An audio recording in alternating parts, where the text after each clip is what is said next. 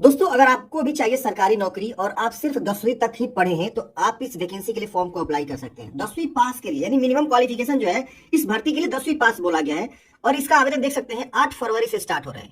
ये वैकेंसी निकल कर आ रही है दिल्ली की तरफ से, government of NCT of Delhi, यानी दिल्ली गवर्नमेंट में जितने भी डिपार्टमेंट है उन सभी डिपार्टमेंट में जो है ना एमटीएस के पोस्ट पे जो है शानदार भर्ती निकल कर आ चुकी है। अलग अलग डिपार्टमेंट वाइज जो है वैकेंसी यहाँ पे दर्शाया गया है और सभी वैकेंसी में जो है 10वीं पास कैंडिडेट्स फॉर्म को अप्लाई कर सकते हैं। यानी मिनिमम आप 10वीं तक ही पढ़े हैं तो आप इस वैकेंसी के लिए फॉर्म को अप्लाई कर सकते हैं। इस भर्ती की संपूर्ण जानकारी के बारे में हम यहाँ पे डिस्कशन करने वाले हैं।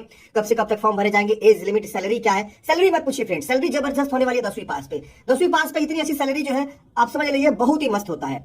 अब इसके अलावा हम सिलेक्शन प्रोसेस समझेंगे, सिलेबस समझेंगे। सिलेक्शन प्रोसेस में मात्र एक एग्जाम आपको देना होता है और इस एग्जाम के बेस पर आपका सिलेक्शन होता है, बस दैट्स ऑल। और आपको कोई एग्जाम देने की आवश्यकता नहीं है। तो चलिए समझते हैं इस भर्ती की संपूर्ण जानकारी के बारे में। वीडियो को फ्रेंड्स आप लास्ट तक देखिए। आप लोग वीडियो को पूरा अच्छे समझते नहीं है ना, जिसकी वजह से आप लोग बहुत सारी चीजें मिस कर देते हैं।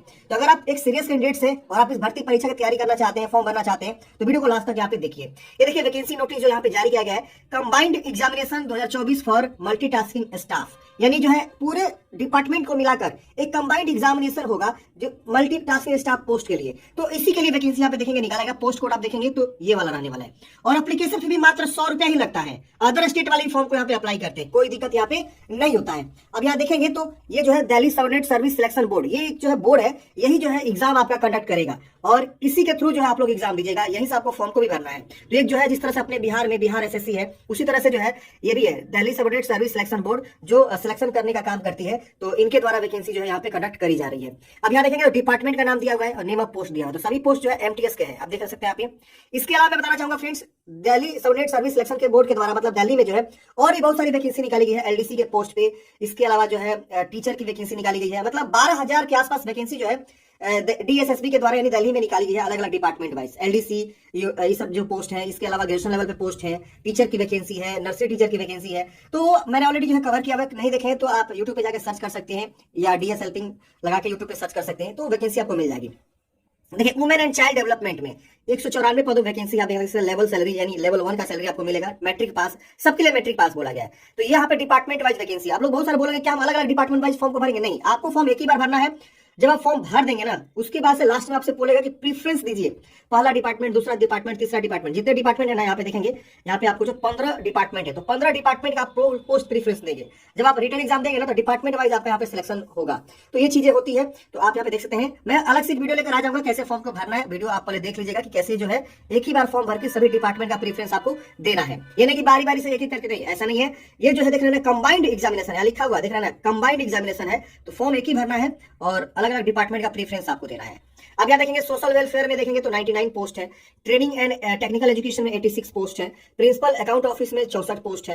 लेजिस्लेटिव असेंबली सेक्रेटरी में सचिवालय में 32 पोस्ट है। चीफ इलेक्शन ऑफिसर में 16 पोस्ट है। Delhi subordinate service selection board यानी इसमें जो है आपका 13 पोस्ट है। तो इस तरह से वैकेंसी, प्लानिंग में 13 पोस्ट है। इस तरह से लैंड एंड बिल्डिंग में 7 पोस्ट है। तो इस तरह से आपको जो है यहाँ पे दिया गया है किस डिपार्टमेंट में कितनी पोस्ट है, यानी 567 पदों पर भर्ती यहाँ पे निकाली गई है। इसका फॉर्म भरने का लास्ट डेट जो है 8 मार्च 2024 रखा गया है। और लिखा हुआ DSSB will conduct examination for making recruitment against vacancy notified है। मतलब DSSB ही इसका एग्जामिनेशन को कंडक्ट करेगा, जो कि मैंने आपको ऑलरेडी जो है बता दिया है।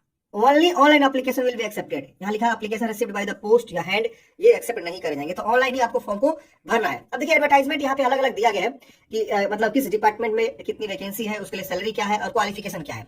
जैसे मैंने आपको स्टार्टिंग बताया कि department of women and child development, serial number 1 की बात करें तो 194 पद है। कैटेगरी वाइज वैकेंसी यहाँ पे दिखा दिया गया है। विकलांग के लिए कितना सीट रिजर्व है भी दिखा दिया गया है, सर्विसमैन के लिए।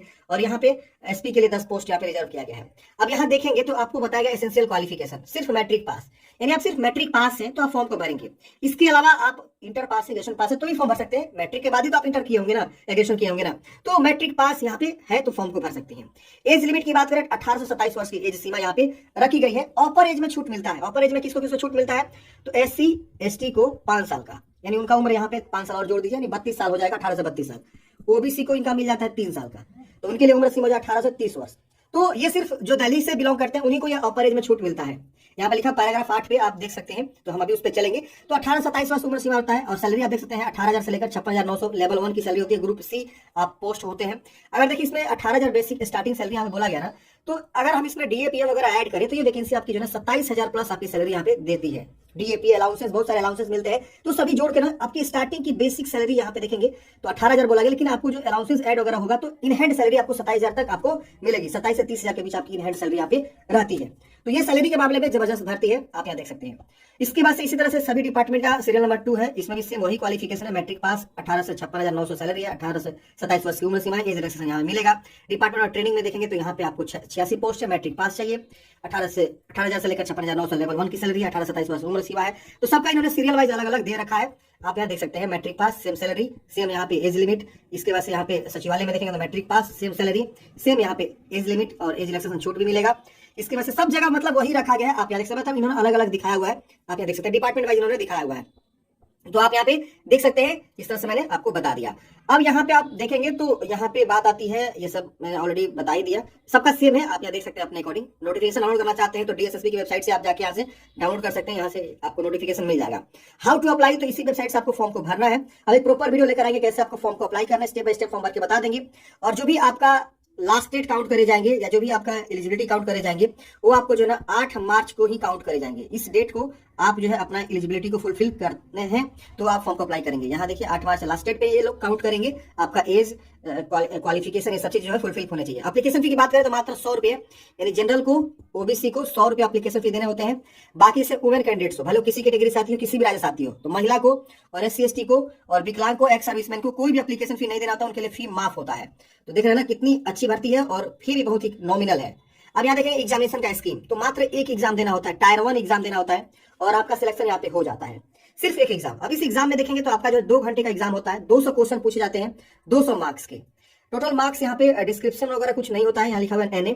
यहाँ ग्रांड टोटल यानी 200 का आपका जो यहाँ पे एग्जाम होता है, इसमें कोई डिस्क्रिप्शन वगैरह ये सब कुछ नहीं होता है। जैसे SSC का आप लोग फॉर्म भरते हैं तो उसमें डिस्क्रिप्शन वगैरह होता है, तो ऐसा कुछ होता है, तो इसमें नहीं है। अब देख लेना 200 का ही आपको यहाँ पे मात्र MCQ यानी ऑब्जेक्टिव टाइप आपके जो है यहाँ पे क्वेश्चंस होते हैं और ये सोल्व करना है। अच्छा मार्क्स बनेगा तो आप सिलेक्ट हो जाएंगे। अब इसमें देखेंगे सिलेबस की बात किया गया है, तो जनरल अवेयरनेस के से आपके 40 मार्क्स के क्वेश्चन आएंगे, जनरल इंटेलिजेंस एंड रीजनिंग से आपको जो 40 क्वेश्चन आएंगे।